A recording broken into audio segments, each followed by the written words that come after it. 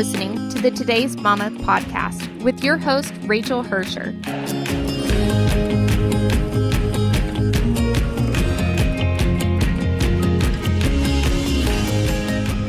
Hey, so I've got a cold, so I'll make this one quick. Don't worry, we taped the rest of this episode when I did not have a cold, so you should be able to endure it better than this.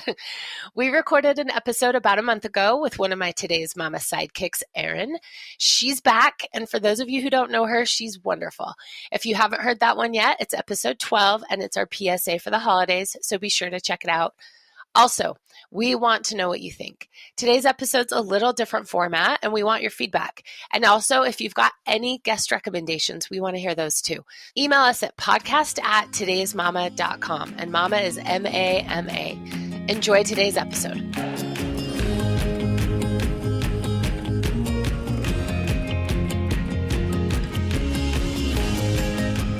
This week, we're doing an All the Things Fall Edition. This is where we just talk about all the things we want to talk about. You never know what you're going to get. It's like a mystery surprise. And I'm here with Erin, my bestie. Hey, Erin, what's up? Hey, what's up? How's it going? Are we going to talk about all the things? We're going to talk about all the things. It's a random collection of things today, I think. This podcast episode could go on for literally years. Bless us all. Bless us all. It won't, though. We promise. Nah, I got an outline. I'm gonna keep us on track. It's cool. The fact that you're in charge of keeping us on track is hilarious. Dude, I run a tight ship. Yeah. Don't you even? Well, let's start with what's making us happy right now besides taping this podcast episode together. Erin, what's making you happy in your life this fall season, this fine fall season? So many things. One of the things that's making me really happy lately is I have finally just committed to buying a cheap bouquet of flowers at the grocery store, like probably about twice a month. You took mine. I did? Yes. That was also on my list. It's because it's a good thing. It's because it's legitimately fantastic and makes me so happy to just cruise around the corner of my kitchen and dining room and see a little bouquet of flowers. And I'm not talking about a big investment. I tend to buy whatever is in the $5 bucket. Sometimes it's daisies, sometimes it's mums. I got super lucky and scored some sunflowers, some of those little small sunflowers for about, I think I might have splurged and spent $8, but those lasted for probably quit 2 weeks. Sharing my brain. This was also the first bullet on my list. So I get my flowers from Sprouts. Not everybody is blessed enough to have a Sprouts around the corner, but they do have their $5 bins, and they actually are always full of sunflowers, and not even the tiny baby kinds, the really big kinds. Big. So sometimes I'll even buy myself two bundles of flowers because I'm feeling big, and I'll throw $10 to $15 down. But I will also tell you that for dances, so like homecoming dance that my oldest just went to, I went to Sprouts. I bought like 4 or 5 bundles of those flowers, put them all together, wrapped them myself in paper, and tied a bow. And honestly, we looked like champions. He looked like a champion. I don't even know you anymore. This whole like wrap in paper with a bow. Martha freaking Stewart is who I am. I think you're selling yourself maybe as a craft blogger, and you and I could not be less equipped to coach people on their crafts. So I will, in the show notes, which you can always find at todaysmama.com/podcast. In the show notes, I'm going to put a picture of this amazing sunflower bouquet that I crafted myself. And I think you'll be in awe. You may bow down to me. I mean, I don't know that I can carve out any more time in my day to bow down to you, but fine. Show me your bouquets. Yep, that's dirty, but I'll do it. That's a great little way of just bringing some happiness into my life. And they're so inexpensive, and I just love them. I advocate anyone, buy yourself a bouquet of flowers. Yep, I'm picking up my fresh bouquet today. And other tip, especially with Sprouts, if you get there early in the morning, especially like on a Saturday, and they've put the fresh selection out, you score. Because by the end of the day, people have kind of picked off all the really big bouquets. But if you get there early, you get the best selection. I mean, I feel like you're overcomplicating that a bit. I am just advocating. It's not that complicated. I mean, it is for me. Sometimes I'm the person doing my grocery shopping on a Saturday at like 10. So you take what you can get. But sometimes if you hunt, you get some really good bouquets. They just are... That's fine. That's not even hunting, but I'm just saying. Okay, what else is making you happy right now? So I recently, not even recently, I have this wonderful master bedroom that has some beautiful windows in it. And I love how bright and light it is. But there was a point this summer when I realized that the sun was coming up at about 5:45 in the morning, and my bedroom was just full of glorious morning light, which made it pretty tough to sleep. And so I bought an eye mask, and I felt super ridiculous when I did it. Okay, like legitimately. I'm judging you. Oh, I my fourth grader throwing on an eye mask. Does it have eyelashes on it? No, it doesn't. It doesn't. But I judged myself because I felt pretty ridiculous. But it made a huge difference in how well I slept at night because, and I didn't even invest. So you can cruise onto Amazon and you can spend some dollars on an eye mask. It is not necessary. The eye mask that I have, I think, was like $7, and it made a huge difference because I've read all the articles about, how to get a really good night's sleep, right? Don't be on your screen right before bed. Make sure your room is really dark, all those things. And I thought my room was dark enough. I don't have a digital clock in there or anything. But I was having a hard time sleeping. And as kind of summer progressed, and obviously it's fall now, and so it's darker. And I didn't think it was as much of a thing that I needed to be doing. So I had sort of retired. I kind of had retired my eye mask for the colder months, thinking, it's dark. Sun doesn't rise that early in the morning. But I'd been having some trouble sleeping, and I threw my eye mask back on. And I tell you what, it is the key to an amazing night's sleep. Because even if you don't think your room is very bright, because I'm not a nightlight person, I'm not a digital clock person, and still wearing an eye mask at night helps me get a really, really good night's sleep. And I just cannot say enough about it. And still every night when I put it on, I feel so dumb. No, it's not silky. In fact, the funny thing is I have a little bit of a large nose. I have a beak on me. And so I bought an eye mask that has this. We share that situation.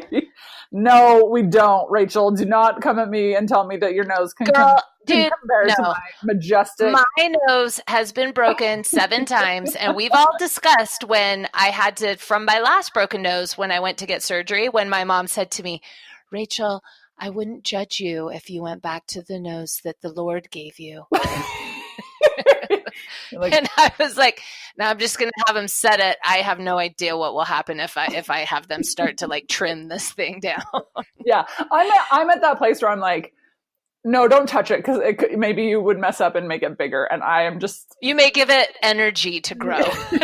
Yeah. So I have an eye mask so think of your face, right? So you have the top of the eye mask rests across your eyebrows. The lower part of the mask rests across the bridge of your nose and the top of your cheek. The eye mask that I bought has this sort of just a little small bit of kind of foam and fabric at the bottom, and it blocks out the light that kind of comes from beneath. If you're not sporting a Roman sculpture nose like I am, you probably don't need that. But for me, it does a really good job of blocking out that light that was kind of peeking out through through the first one I bought, which may or may not have been black and silky. Yep, I knew it, dude. You had eye lingerie on. Shut up. Anyway, it's really, really fantastic. And especially when I traveled this summer, I went to Michigan with my kids and I took one, and it just makes a huge difference, and it's glorious. And I think what happens is you end up kind of establishing this habit with your body where you throw that thing on and you just sink that down over your eyes. And it's just one of those extra little signals that tells your body it's time. It's time to go to bed. Let's do this thing. And so it's, I'm not going to lie. A lot of people are getting one for Christmas from me because they're that wonderful. I hope you give me eye lingerie for Christmas. I'll be pumped. You know what? You're the worst. We're going to put a link to that in the show notes too. We'll make sure, Erin, procure us a link to your eye mask. I want to see the real deal. I'll send you both. I'll send you the first one I got that was $5 and silky and super easy and great. But then when I realized I was having you needed an assist. I needed an assist in the form of a nose drape. It worked out great. Eye lingerie and nose drape. Those, it sounds wrong. I love okay, you want to know what's making me happy? Desperately. Paper mache. What? What are you talking? I know. Who am I this week? I don't even know myself.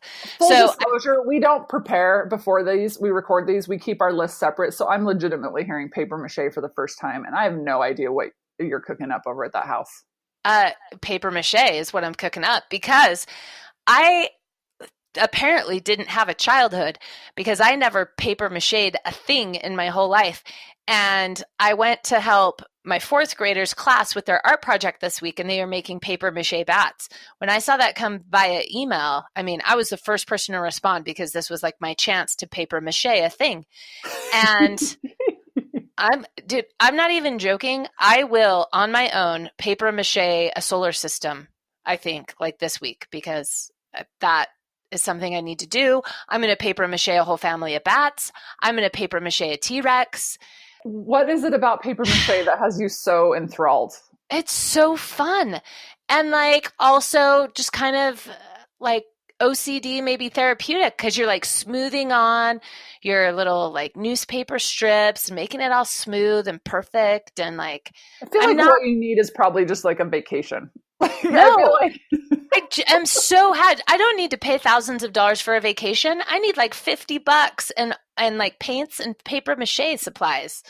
That's what you should get me for Christmas. Heavens to Betsy. I'll get you eye lingerie and a newspaper. It's going to be your best holiday ever. Dude, my house, like you're going to walk into it and there's just going to be paper mache creatures hanging down everywhere. And you'll know how happy I am. If I walk into your house and your glorious new house remodel is full of paper mache, I'm taking you directly to the funny farm. Shut your mouth, dude, because you know what? Lost your mind. You're going to be over here for dinner in a couple weeks, and I'm going to paper mache a centerpiece. I'm going to paper mache a turkey.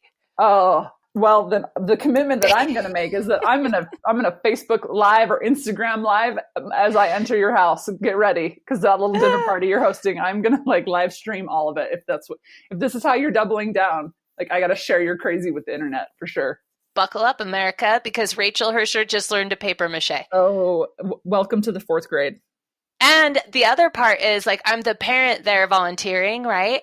And like I just took over like three different kids' paper maches. Like I was just like, oh my gosh, no, girl, we got this. And I'm just doing all their layers. And all of a sudden I realize the teacher's staring at me and the kid is like right next to me, just looking at me like, hey, could I get my bat back? I'm like, sorry, I got in the zone. See, this is when like our working from home reveals a little bit of our crazy. Like we probably need to get out and be with the people. Like I think maybe. Well, maybe you just need to try paper mache. Right. All right, let me tell you what else is making me happy. Is The Good Place. Have you seen this yet? I have not watched The Good Place ever. Oh my gosh. We are binge watching it. We are almost to the end of season 2, watching via Netflix.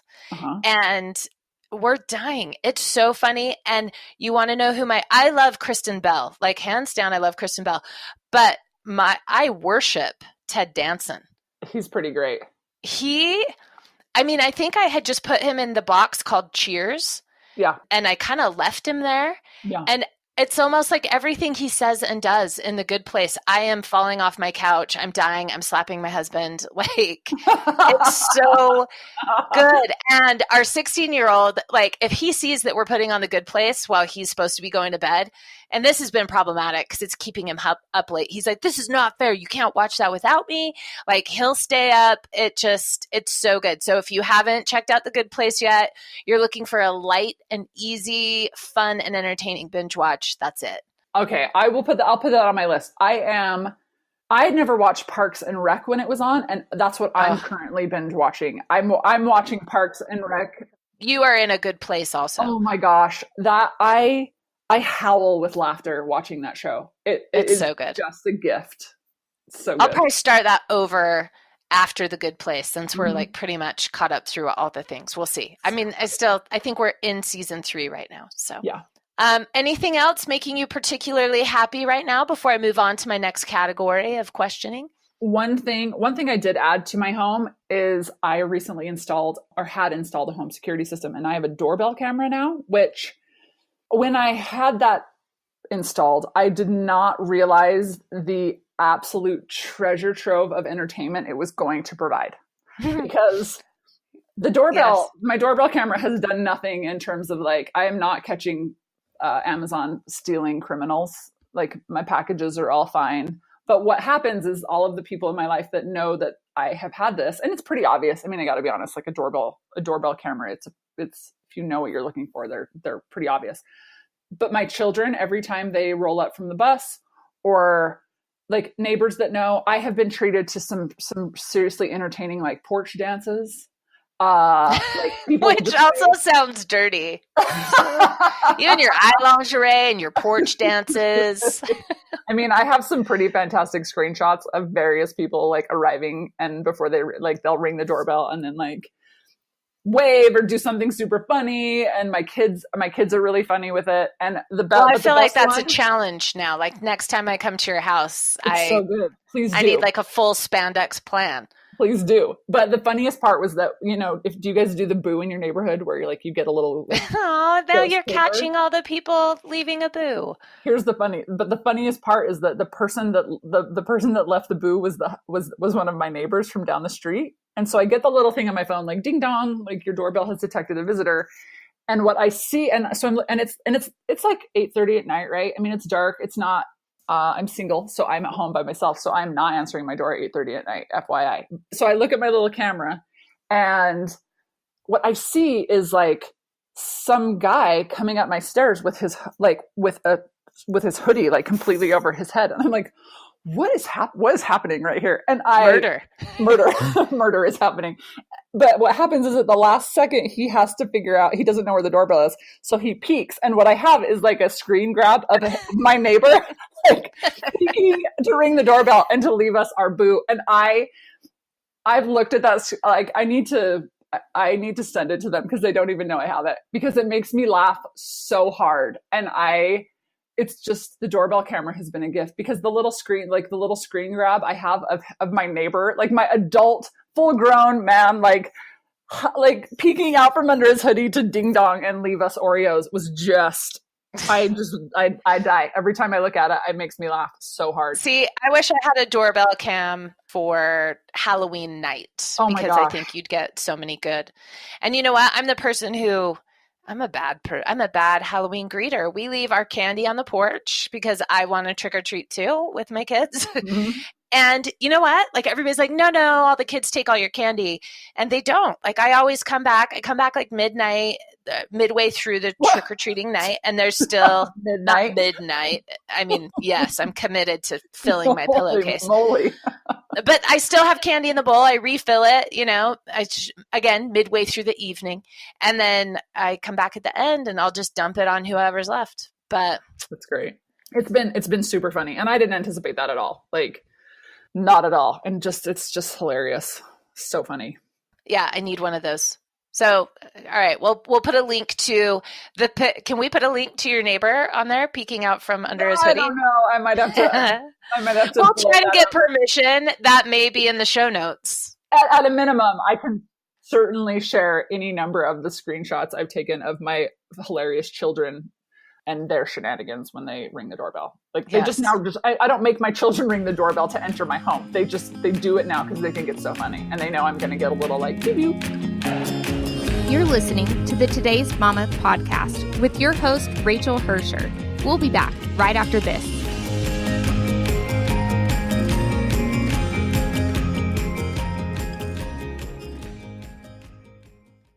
This episode is brought to you by Chatbooks, our favorite photo book company. But wait, they're more than a photo book company. Holiday cards are here. 20 cards for $20 plus free shipping. Seriously, go to chatbooks.com or download the app and get holiday cards off your to-do list. And now back to the Today's Mama podcast with your host, Rachael Hersher.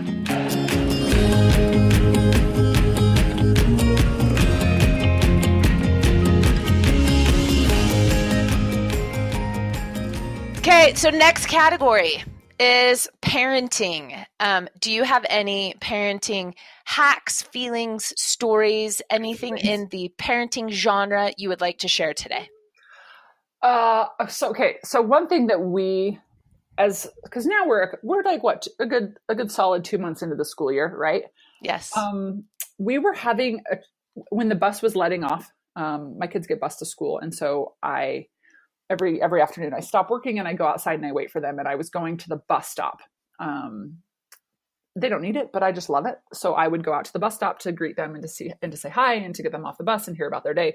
But what was happening is I live in a neighborhood that's really young. We have tons and tons of kids in our neighborhood. And so what was happening was I was at the bus stop and there was just kind of this melee. And what was happening was immediately off the bus, the kids were asking about like, what was happening with the rest of the day, right? Like, do we have to go to Taekwondo, or do we need to go to the reading tutor, or where are we going and what are we doing? And it kind of, after a few weeks, I was realizing that it really didn't matter what my answer was. It was always resulting in a meltdown, right? Because some kids were getting off the bus and they were wanting to play. Some kids were wanting to they wanted to go to Taekwondo or they didn't. And what I realized after a few weeks was what was happening was just the kind of, the emotion of the end of the school day was just sort of bubbling up at that moment. And I remember a couple of years ago, I read a quote from somebody in a parenting article that said, mothers are the garbage disposal of children's emotions.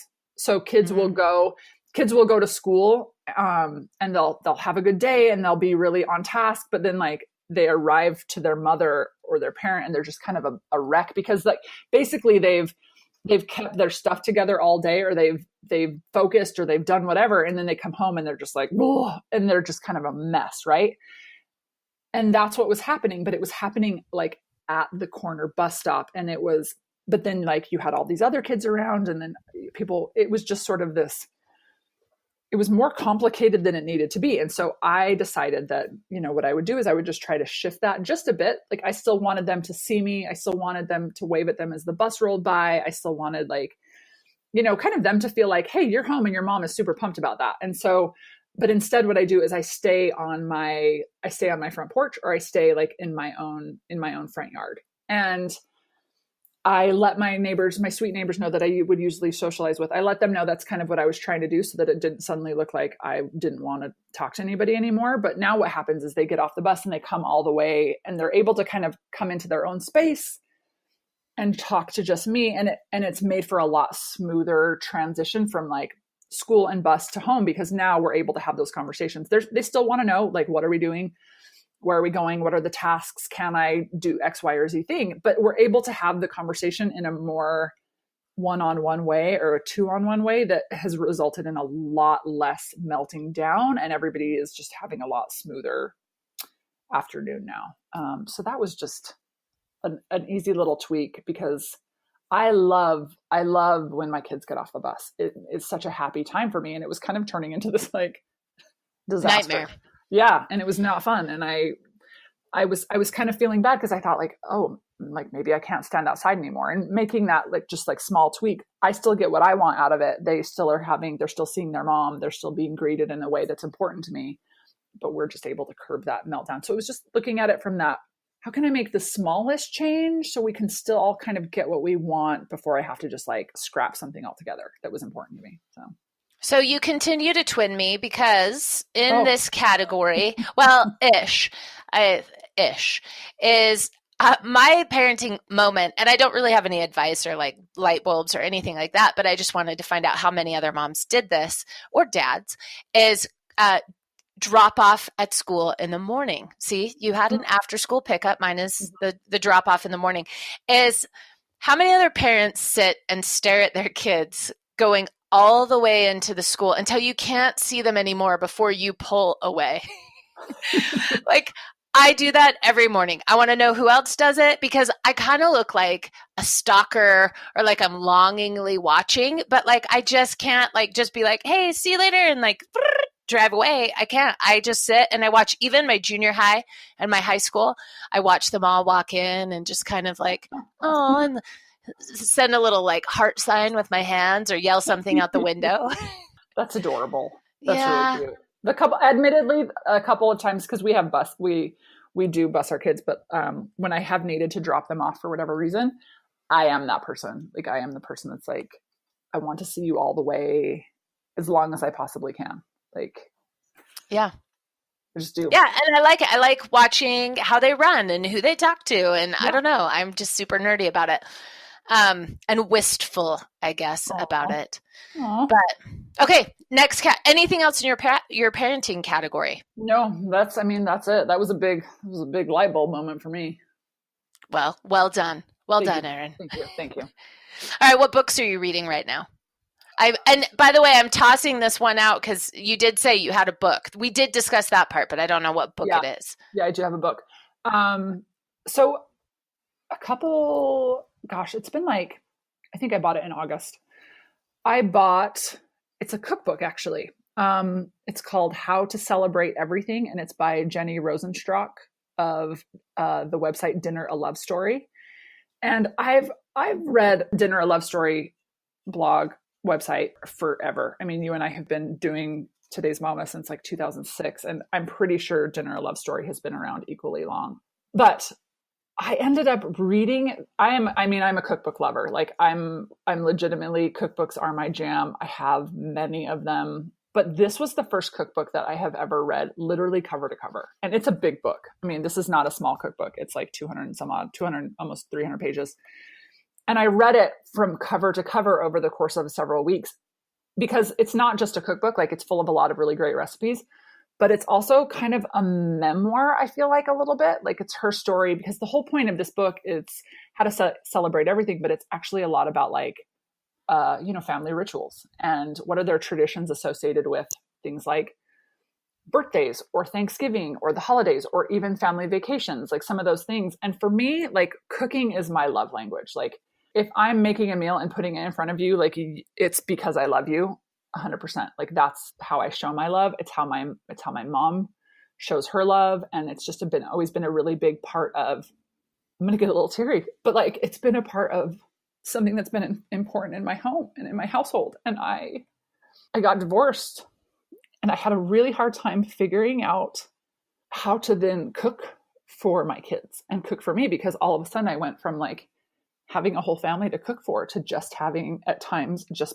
being by myself, and then having just me and the kids to cook for. And that's been one of the hardest adjustments for me, because cooking, like, I'm a meal planner. I'm a grocery list maker. I'm like, I want to maximize every ingredient, every dollar, and deliver delicious warm breakfast before school and yummy dinners and make people really happy and have it be delicious. And, I love cooking for my parents and all of those things. And that has been one of my family wishes I was those things.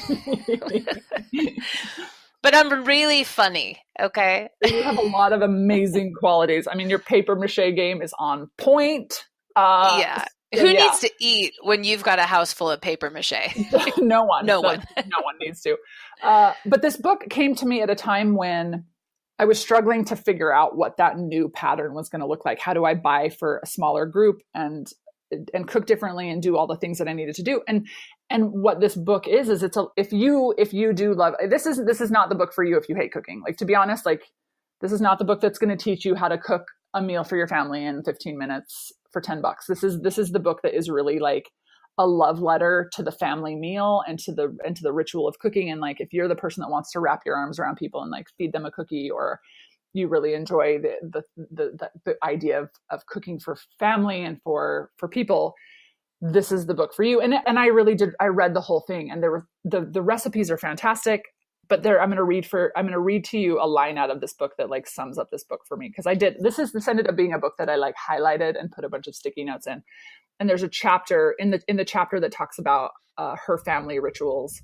She's talking about how her daughters were kind of entering the teen or preteen years. And she was a little bit worried about some of the things that she was seeing her daughter struggle with, a little bit of that preteen drama. And she was talking to her own mother about, what do I do for my girls? Like, what's the best way to help them through this? And it says, Mom gave me one piece of advice that I think about all the time. You just make sure that when those girls walk in that door every day, They never doubt that home is the most comforting place for them to be. That is what you can do. And then a little bit later in the chapter, it says, the author says, I also started thinking more carefully about what I served at those dinners and which dishes shouted, I love you the loudest. And so if you're somebody that cooks out of a place of love, or you know somebody, like, it just was a book that made a huge difference for me. And reading it, and not just from the recipe standpoint, but just from how Jenny writes about cooking and about family. And it's reasonable. This woman is not suggesting that you spend hours and hours a day in the kitchen slaving so that people feel loved. It's all about, like, how do you be efficient and how do you just create those memories in your home? And I just loved it so much. So check it out.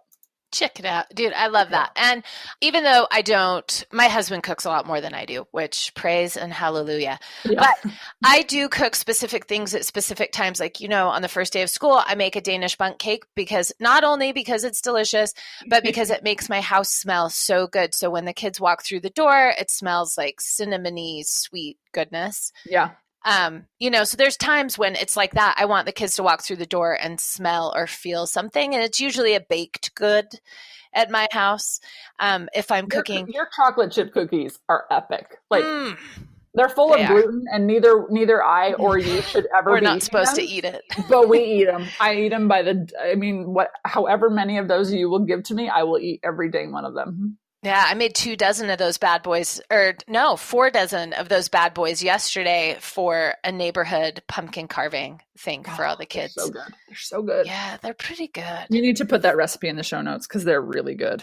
Okay, I'll put that recipe and also my Danish bundt cake recipe in the show notes because I feel like they're two kind of classic, easy, make you look good things. Yeah. Make you look good, make you feel good, except for when you're not supposed to eat gluten things. And I will say that the recipes that I've gotten from you, or the meal suggestions, you excel at finding the sweet spot between like maximum impact with minimal effort. It's not that your recipes. Dude, that is how I sum up my life. Yeah. Maximum impact, minimal effort. Yes. And sometimes I am off in the woods doing maximum effort and minimal impact. Sometimes the reverse, and you have to come get me. That's why I've really always liked your recipes. They, like, you really, really find that sweet spot because you like really good food. Like, you and I both, we want stuff that tastes super great. Yeah. I just don't have the time, and I lack the interest I'm interested. I love food, but I don't enjoy cooking so much. Yeah. Yeah. Like, my classic hack is, here we have a local grocery store called Harmon's, and they have like a mac and cheese that you can buy in like a tin dish that's like homemade and delicious. Like, their deli, most grocery store delis suck. Harmon's does not. And when I go to a neighborhood barbecue, friend barbecue, whatever, I go buy that mac and cheese. I dump it in a Pyrex dish. Warm it in my oven, and then to take it over the top, I will make some bacon, put some little bacon bits over the top, and I show up like a champion. Maximum impact, minimal effort, but that stuff's so delicious. And I also think it's cheaper than had I bought all the separate ingredients to make it myself. I too am a huge fan of our local Harmon's, and I agree with you. Whatever magic they put into that mac and cheese, it is the most delicious, most gourmet thing I have ever tasted. And once you told me that trick about like, just get a bunch of it and I warm it up, I thought, are you kidding me? Why am I not doing this? And then I told my mom, and my mom started doing that. Dude, I'm going to change the name of the podcast to Maximum Impact, Minimal Effort. Fairly accurate for you and I. Now, we just went down kind of like a food trail, and that was actually our next category. So you said you had some food hacks today, and I've conjured a few of my own. So talk to me. What do you have that you want to talk about in the refrigerator? Okay, so this kind of has blown my mind in the last month. We talked about, you and I have talked about how we both cannot eat gluten. We should not eat gluten. We do sometimes. But one of the things that when I found out that I had a gluten allergy, I miss certain textures that come along with gluten baking.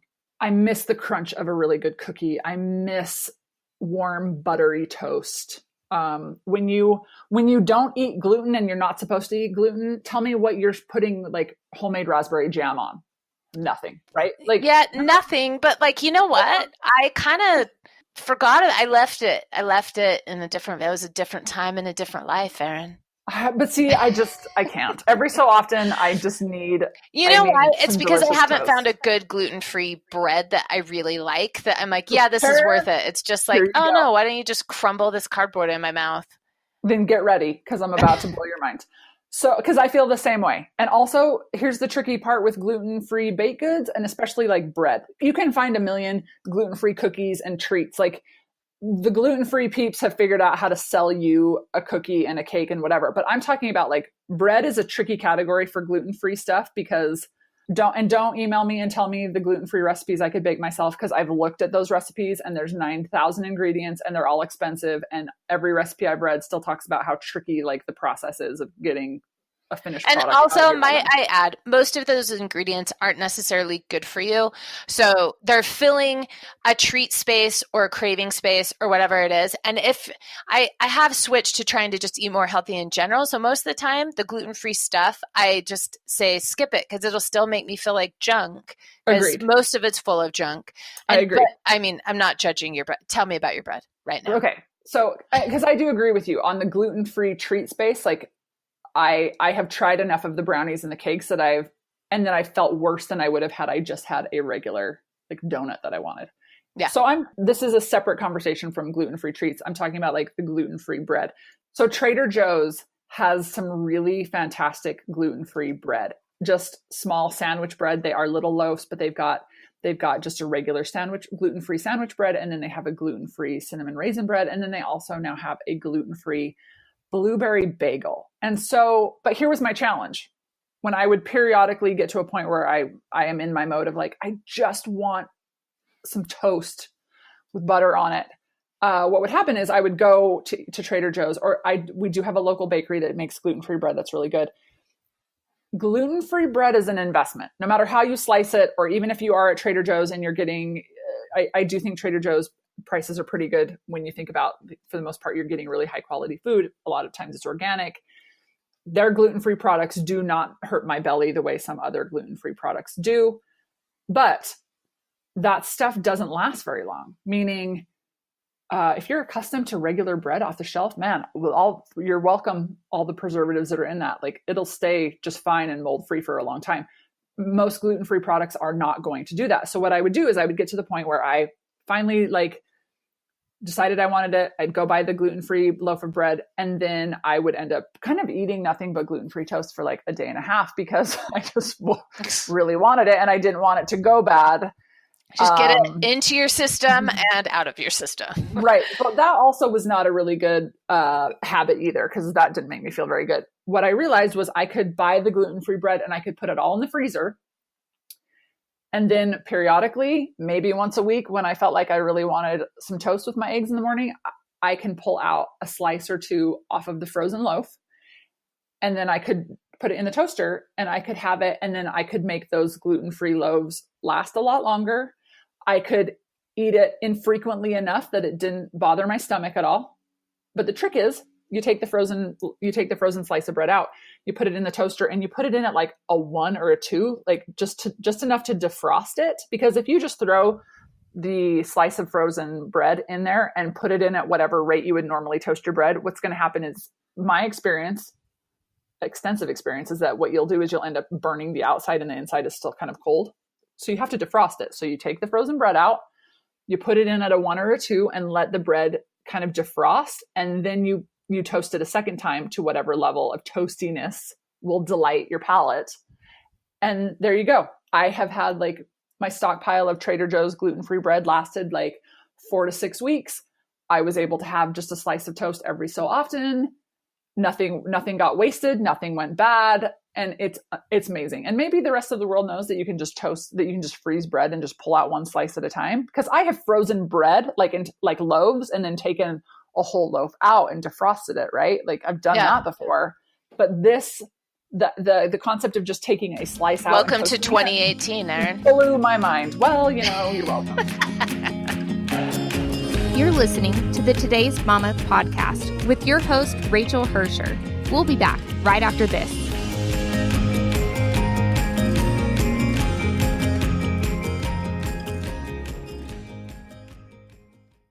Looking for holiday gift ideas?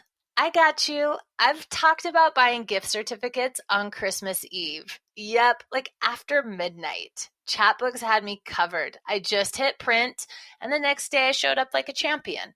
This year, I'm working in advance. Photo books for all my favorite peeps. They are the gifts that keep on giving. It's like giving happy. Each of my kids will get a photo book this year. Grandparents will get photo books. You'll get a photo book. Photo books for everyone. They're beautiful, they're personal, and the possibilities are endless. Chapbooks are printed with archival paper, premium quality inks, and durable perfect binding. Starting at just $10 for a 30-page book, making a photo book with chapbooks is as easy on your wallet as it is to make. Happy gifting. And now back to the Today's Mama podcast with your host, Rachael Hersher.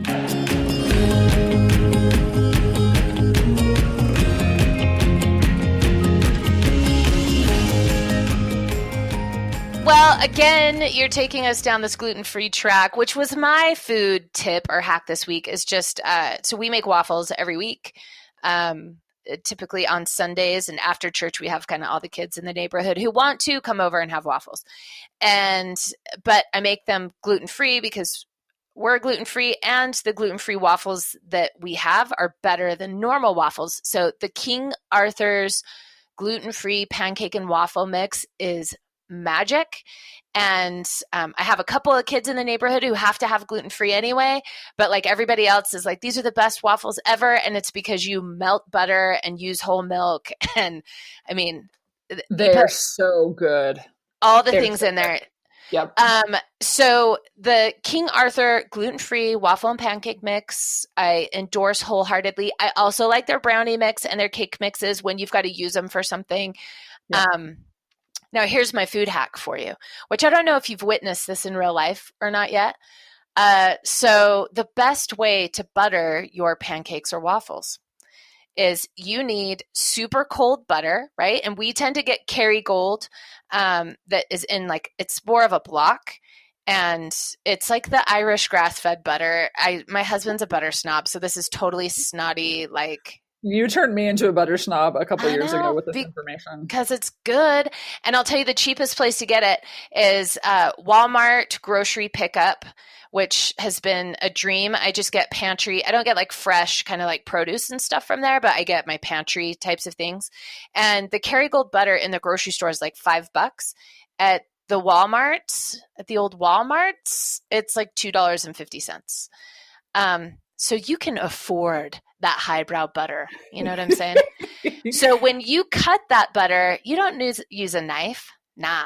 You get your cheese slicer. Oh my gosh. It's the best. I'm going to make a small video of it for the show notes. You get your cheese slicer and you just slice right off the top of that. And it is the perfect thickness. You get a big slab of it.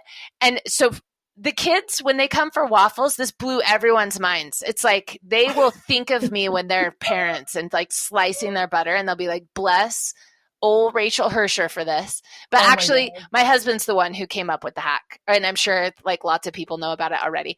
No, I didn't. So when you slice it, then it's like perfectly thin. It melts over everything. It keeps your butter in good shape. Sometimes you just got to toss your butter back in the fridge to keep it cool enough as you do it. But also it's super fast. So when I'm making 1,000 waffles for all these kids, you know, buttering is like, that takes 2 seconds. Oh my gosh.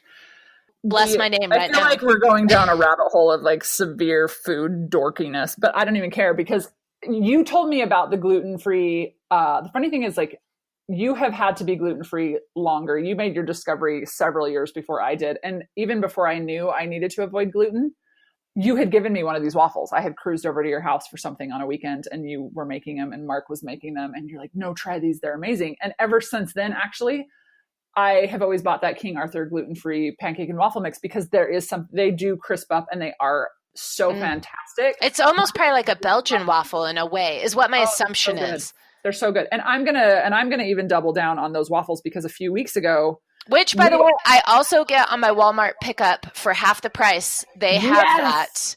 Yes. And so that's another pantry item that I will throw in my online shopping cart, and I'll buy like 5 at a time and just have them on hand.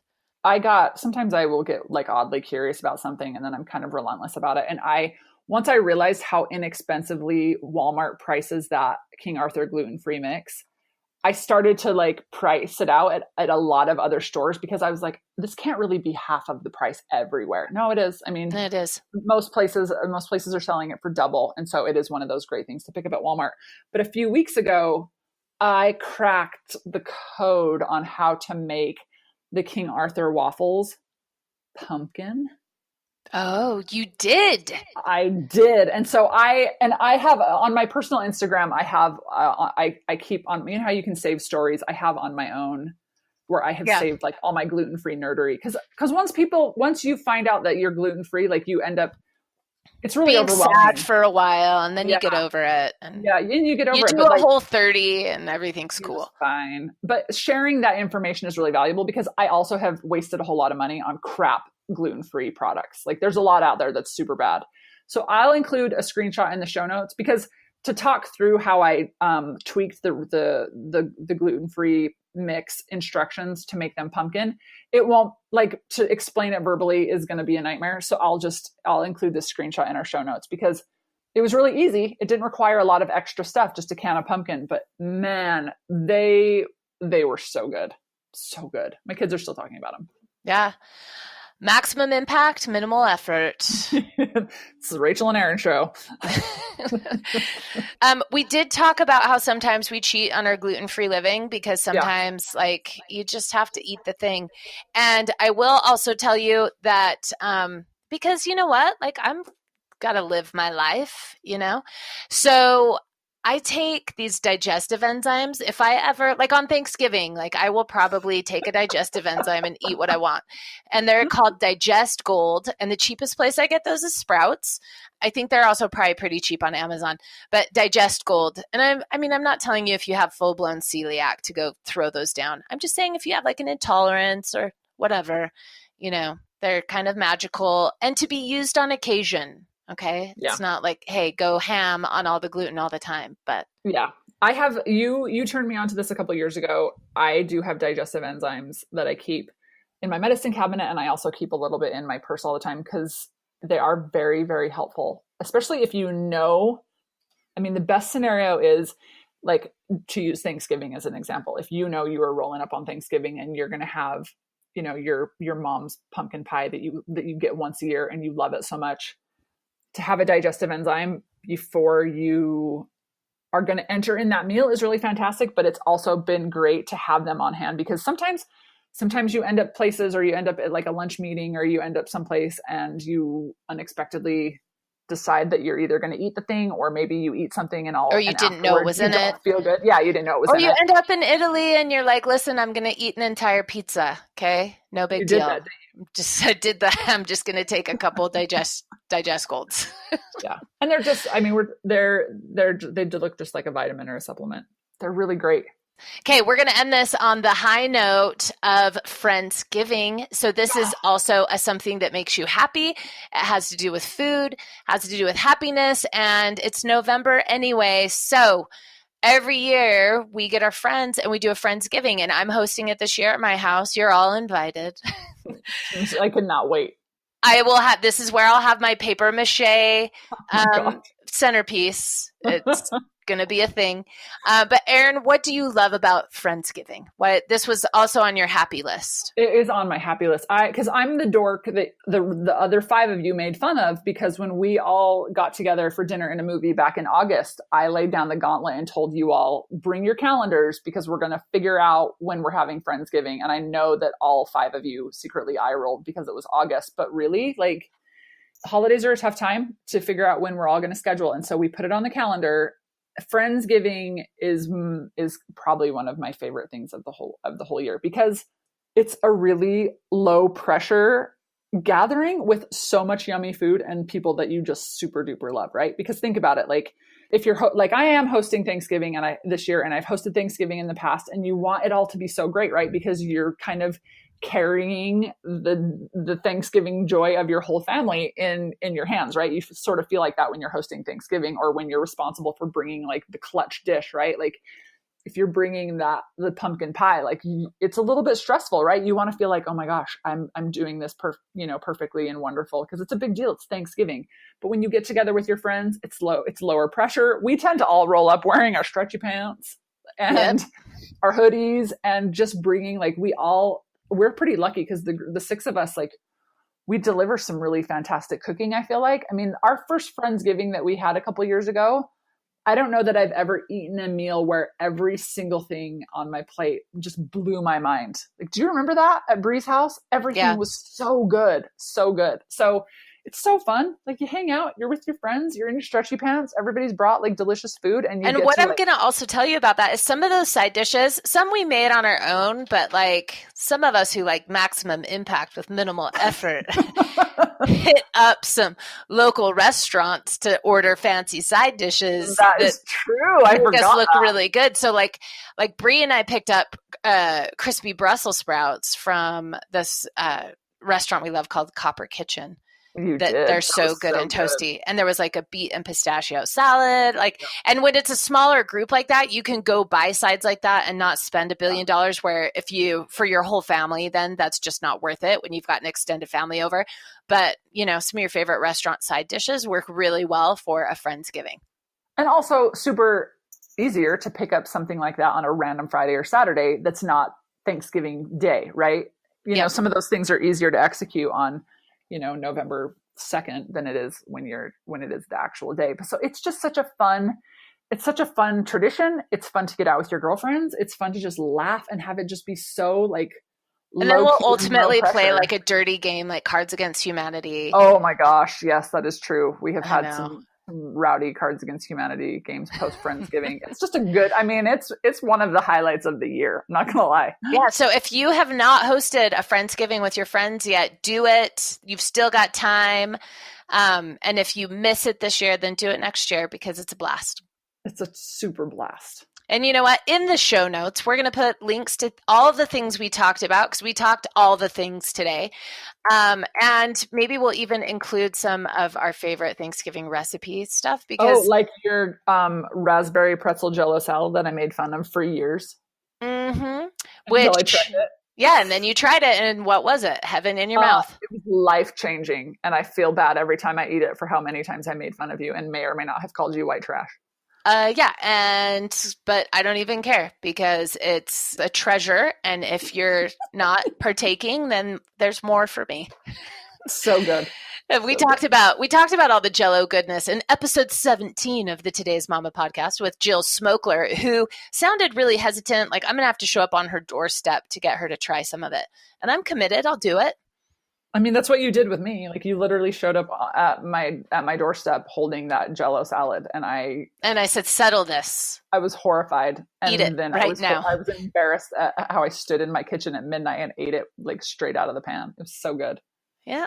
All right. Well, that is all for all the things this week. We'll be back with more. They're probably in like a month or so. So you just wait until then. But you can find all these notes, all the products, everything we talked about, at least as much as we can find, we will put in the show notes, which again, you can find at todaysmama.com/podcast. All right. So Erin, until next time, I'll be dancing on your porch. Sweet. I'm going to have some eye lingerie shipped to you. I'm ready. I'll be dancing on your porch with eye lingerie for your doorbell camera. Awesome. All right. Peace out.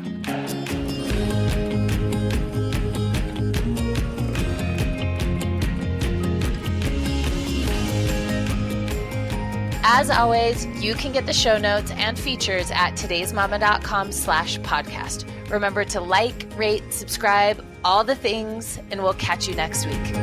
You've been listening to the Today's Mama podcast with Rachael Hersher. To find out more, go to todaysmama.com. That's todaysmama.com. Today's Mama, connecting moms and families with the best of today.